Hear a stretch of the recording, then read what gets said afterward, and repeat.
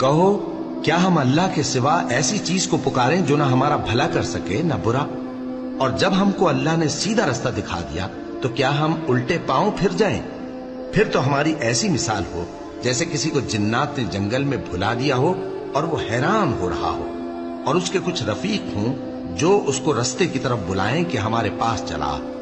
کہہ دو کہ رستہ تو وہی ہے جو اللہ نے بتایا ہے، اور ہمیں تو یہ حکم ملا ہے کہ ہم اللہ رب العالمین کے فرما بردار بنیں، اور یہ بھی کہ نماز پڑھتے رہو اور اس سے ڈرتے رہو۔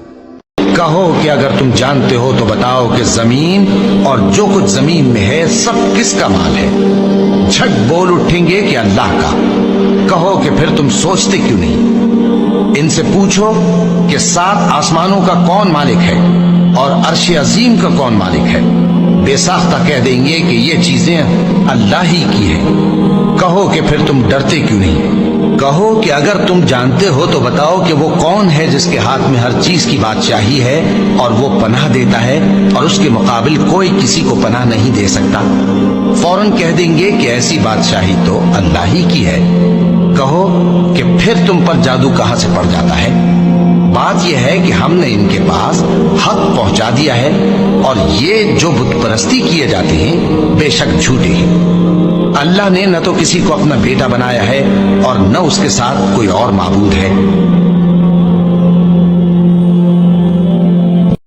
تمہیں کیا ہو گیا ہے؟ کیسی تجویزیں کرتے ہو؟ کیا تمہارے پاس کوئی کتاب ہے جس میں یہ بات پڑھتے ہو کہ جو چیز تم پسند کرو گے وہ تم کو ضرور ملے گی؟ یا تم نے ہم سے قسمیں لے رکھی ہیں جو قیامت کے دن تک چلی جائیں گی کہ جو کچھ تم طے کر لو گے وہ تمہارا ہوگا؟ ان سے پوچھو کہ ان میں سے کون اس کا ذمہ لیتا ہے؟ کیا اس قول میں ان کے کچھ شریک ہیں؟ اگر یہ سچے ہیں تو اپنے شریکوں کو لے آئیں۔ جس دن پنڈلی سے کپڑا اٹھا دیا جائے گا اور کفار سجدے کے لیے بلائے جائیں گے، پھر وہ سجدہ نہ کر سکیں گے۔ ان کی آنکھیں جھکی ہوئی ہوں گی اور ان پر ذلت چھا رہی ہوگی، حالانکہ پہلے اس وقت سجدے کے لیے بلائے جاتے تھے جبکہ وہ صحیح و سالم تھے۔ سو مجھ کو اس کلام کے جھٹلانے والوں سے سمجھ لینے دو۔ ہم ان کو آہستہ آہستہ ایسے طریق سے پکڑیں گے کہ ان کو خبر بھی نہ ہوگی۔ اللہ لوگوں کے مرنے کے وقت ان کی روحیں قبض کر لیتا ہے، اور جو مرے نہیں ان کی روحیں سوتے میں قبض کر لیتا ہے۔ پھر جن پر موت کا حکم کر چکتا ہے ان کو روک رکھتا ہے، اور باقی روحوں کو ایک وقت مقرر تک کے لیے چھوڑ دیتا ہے۔ جو لوگ غور و فکر کرتے ہیں ان کے لیے اس میں نشانیاں ہیں۔ بھائیو، یہ دنیا کی زندگی چند روز فائدہ اٹھانے کی چیز ہے، اور جو آخرت ہے وہی ہمیشہ رہنے کا گھر ہے۔ جو برے کام کرے گا اس کو بدلہ بھی ویسا ہی ملے گا، اور جو نیک کام کرے گا مرد ہو یا عورت جبکہ وہ صاحب ایمان بھی ہو تو ایسے لوگ بہشت میں داخل ہوں گے، وہاں ان کو بے حساب رزق ملے گا۔ انہوں نے نماز کو ضائع کر دیا اور خواہشات نفسانی کے پیچھے لگ گئے، سو ان قریب ان کو گمراہی کی سزا ملے گی۔ ہاں، جس نے توبہ کی اور ایمان لایا اور عمل نیک کیے تو ایسے لوگ بہشت میں داخل ہوں گے اور ان کا ذرا نقصان نہ کیا جائے گا۔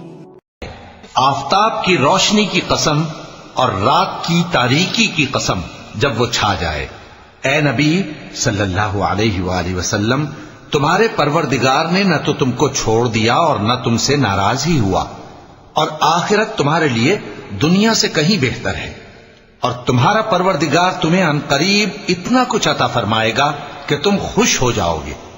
بھلا اس نے تمہیں یتیم پا کر جگہ نہیں دی؟